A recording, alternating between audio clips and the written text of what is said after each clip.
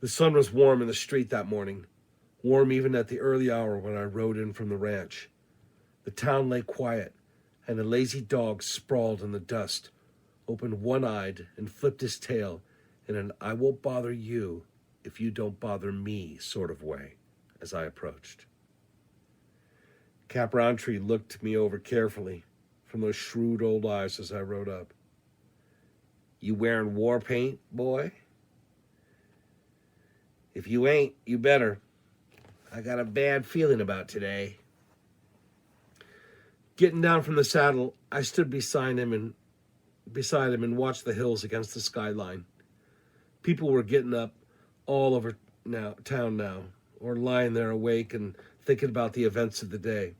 There was to be a band concert, and most folks would bring picnic lunches. I hope he stays away.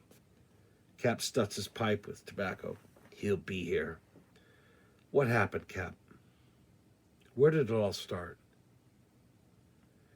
He leaned a thin shoulder against the awning post. You could say it was at the burned wagons, when Orrin and him had words about the money. No man likes to be put in the wrong. Or you could say it was back there in the camp near Baxter Springs.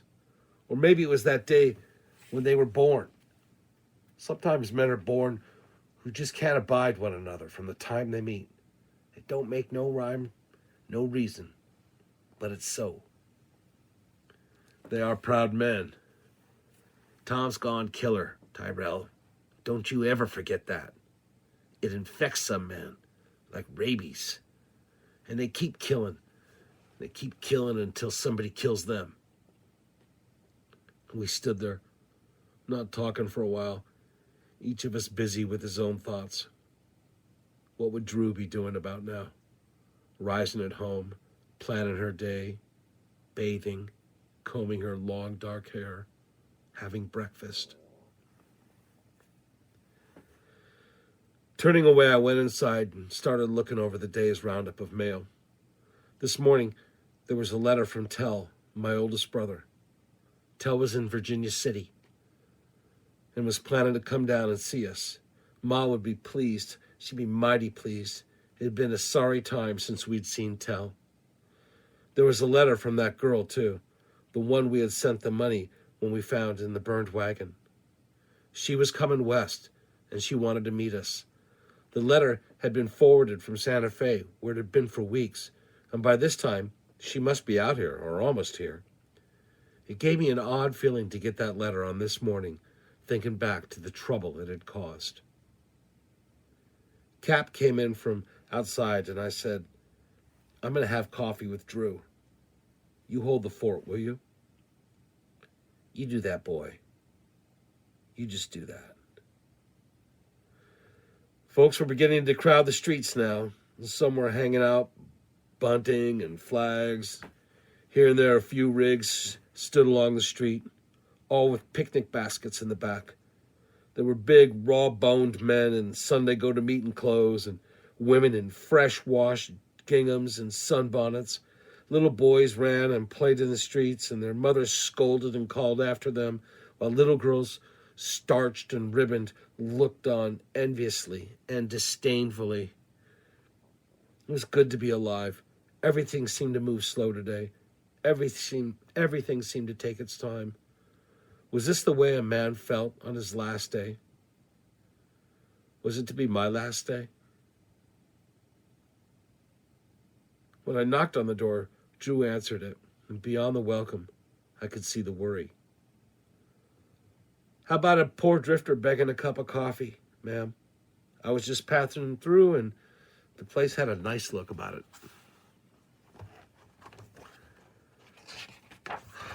"Come in, Ty.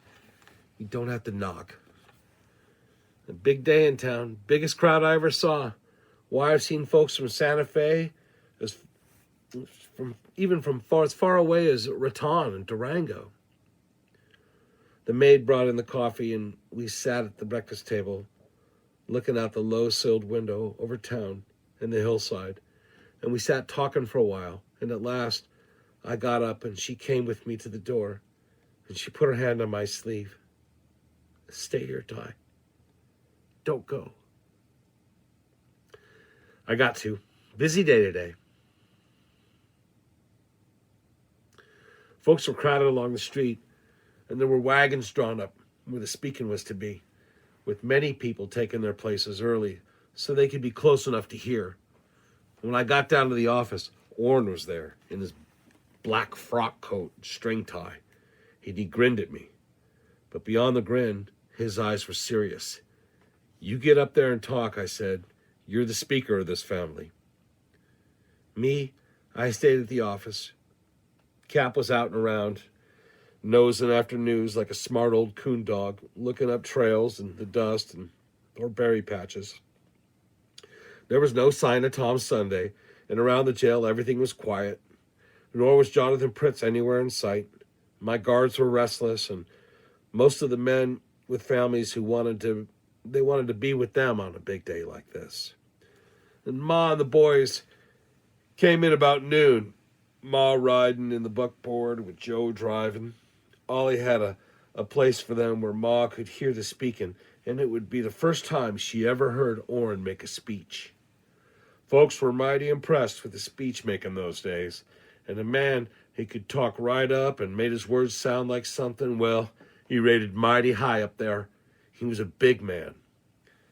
That day, I was wearing black broadcloth pants down over my boots, a style just then coming in. And I had on a gray shirt with a black string tie and a black braided Spanish-style jacket and a black hat.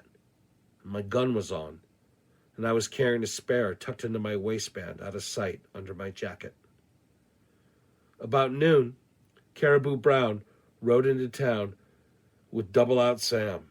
Shay saw them ride in and reported to me once I went down to the saloon where they had bellied up to the bar. All right, boys, finish your drinks and ride out.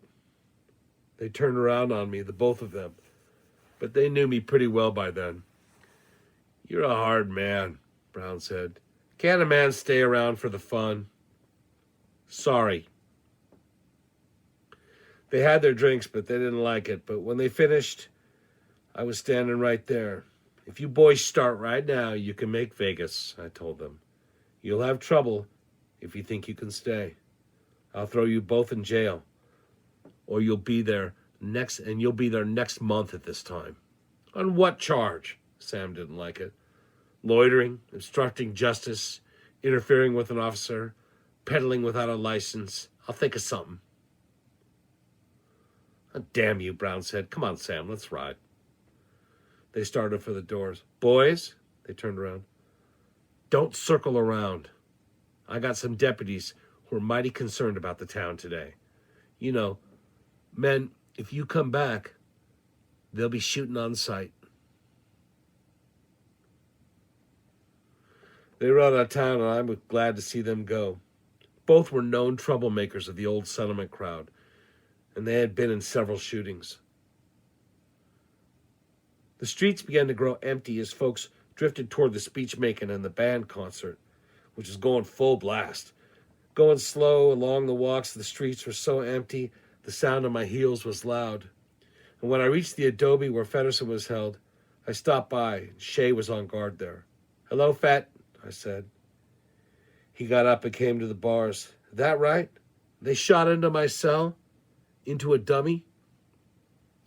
What did you expect? You can hang him, Feddersen, and he knows that.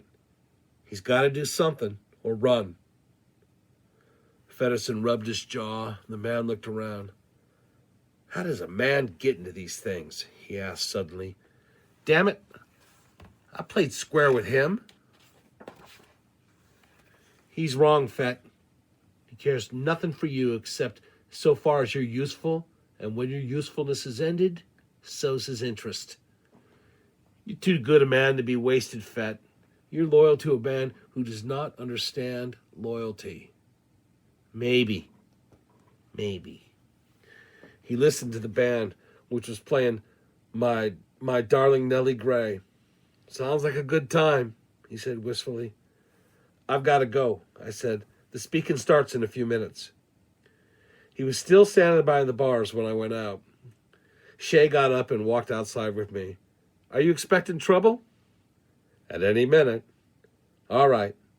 He cradled the shotgun in his arms. I just don't want to miss all the fun. From the gathering place beyond the buildings, I could hear Ollie introducing somebody. And pausing, I listened. It was the speaker from Santa Fe, the one who preceded Orrin. And I could hear his rolling tones, although he was too far away to distinguish more than a word or two. And when it happened so suddenly that I was taken by surprise. They came into the street below the jail, and they came suddenly, and they were on foot. Obviously, they had been hidden during the night in the houses, or some of the citizens, and there were 8 of them, and they had rifles. And every one of them was a familiar face, and all were from the old settlement crowd. And they had me dead to rights. They were near the jail, and there was a man inside, and there were probably 2 men inside. And up the street, behind me, Shay could do little unless I gave him room. But I had to be where I could do the most damage.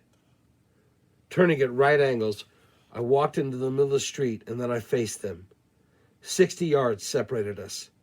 Looking at all those rifles and shotguns, I knew I was in trouble, and plenty of it. But I knew this is where I'd been waiting for.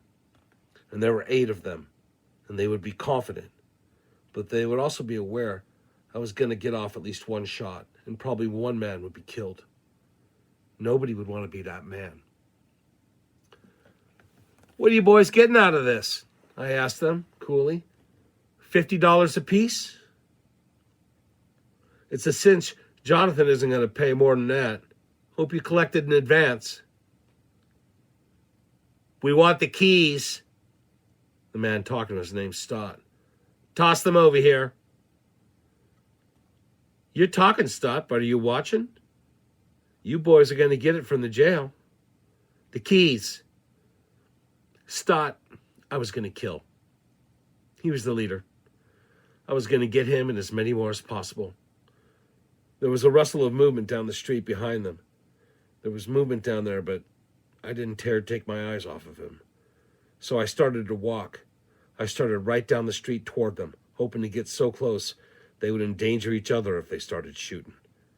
Beyond them, I could see movement, and when I realized who it was, I was so startled that they might have killed me. It was Drew. She wasn't alone. She had 6 buckskin-clad riders with her. And they all had Winchesters, and they looked like they wanted to start shooting. All right, I said. The fun's over. Drop your gun belts. Stott was angry. What are you trying? And behind him, 7 Winchesters were cocked on signal. And he looked sharply around. And after that, it was settled. And there was not nearly so anxious for trouble. And when they were disarmed, they were jailed along with the others. Drew walked up her horse in front of the jail. Miguel saw them coming, and she said, so we rode down to help. Help? You did it all. We talked there in the street, and then I walked beside her horse over to the speaking. When this was over, I was going to go after Jonathan Pritz. I was going to arrest him, but oddly enough, I did not want him jailed. He was an old man, and defeat now would ruin him enough. And he was whipped. And when this was over, he would be arrested. But if St. Vrain or Romero and the others agreed, I'd just send him out of town with his daughter on a buckboard. They deserved each other. Orrin was introduced. He got up and walked to the front of the platform. He started to speak in that fine Welsh voice of his. He spoke quietly, with none of that oratory that they'd been hearing. He just talked to them, as if he was talking to friends in his own house. Yet, as he continued, his voice grew in power and conviction. And he was speaking as I had never heard him speak. Standing there in the shade of a building, I listened, and I was proud. This was my brother up there. This was Oren. This was the boy I'd grown up with, left the mountain with, herded cattle, and fought Indians beside. There was a strange power in him now that was born of thought and dream and that fine Welsh magic in his voice and mind. He was talking to them of what the country needed, of what had to be done. But he was using their own language, the language of the mountains, the desert, the cattle drives. I was proud of him. Turning away from the crowd, I walked slowly back to the street and between the buildings, and when I emerged on the sunlit street, Tom Sunday was standing there.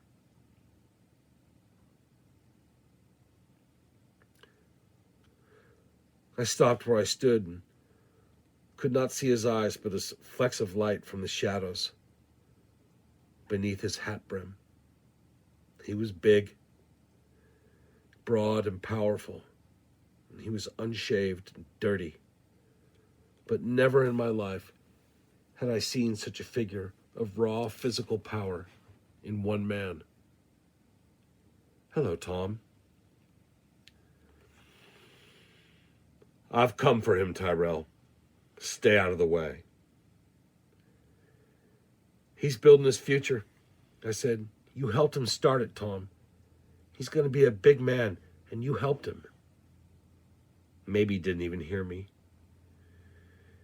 He just looked at me straight on like a man staring down a narrow hallway. I'm going to kill him, he said. I should have done it years ago. We were talking now, like in a conversation. Yet something warned me to be careful. What had Cap said? He was a killer, and he would go on killing until something or somebody stopped him. This was the man who had killed the Durango Kid, who had killed Ed Fry and Chico Cruz. Chico never even got off a shot. Get out of the way, Ty, he said. I've nothing against you. He was going to kill me. I was going to die. I was sure of it. Only, he must not come out of it alive. Oren must have his future. Anyway, I was always the mean one. I always had been. Once before I'd stepped in to help Oren, and I would now. There was nobody there on the street but the two of us. Just Tom Sunday, the man who had been my best friend, and me. He had stood up for me before. We had drunk from the same rivers and fought Indians together. Tom, I said, remember that dusty afternoon on the hillside up there on the Purgatory when sweat trickled down my spine and I tasted salt on my lips? His shirt was open to his belt, and I could see the hair on his big chest and the wide buckle of his belt. His hat was pulled low, and there was no expression on his face. This was Tom Sunday, my friend, only now he was a stranger. You get out of the way, Ty, he said. I'm going to kill him. He spoke easily and quietly, and I knew I had it to do. But this man had helped teach me to read. He had loaned me books. He had ridden the plains with me. You can't do it, I said. And right then, he went for his gun. There was an instant before he drew when I knew he was going to draw. It was an instant only, a flickering instant that triggered my mind. My hand dropped, and I palmed my gun. But his came up, and he was looking across it, his eyes like white fire. And I saw the gun blossom with a rose of flame and felt my own gun buck in my hand. And then I stepped forward and then left one quick step and fired again. He stood there looking across his gun at me, and then he fired but his bullet made a clean miss. Thumbing back the hammer, I said, "Damn it, Tom." And I shot him in the chest.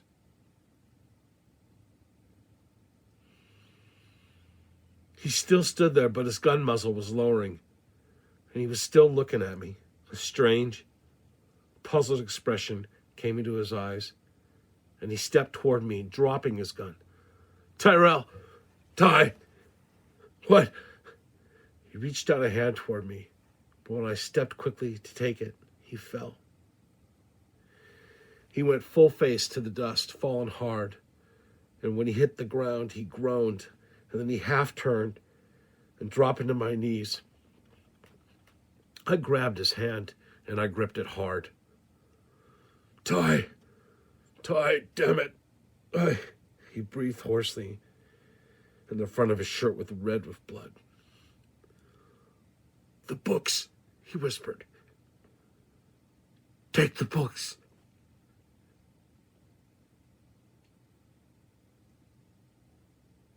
He died like that, gripping my hand. And when I looked up, the street was full of people. And Orrin was there, and Drew. And over the heads of some of the nearest, Jonathan Prince. Pushing through the crowd, I stopped, facing Jonathan. "You get out of town," I told him. "You get out of the state. If you are out of town within 1 hour, or if you ever come back for any reason at all, I'll kill you." He just turned and walked away, his back stiff as a ramrod. But it wasn't even 30 minutes until him and Laura drove from town in a buckboard. "That was my fight, Ty," Orrin said quietly. "It was my fight." "No, it was mine. From the beginning, it was mine. He knew it would be, I think. Maybe we both knew it. And Cap, I think. Cap Roundtree knew it first of all.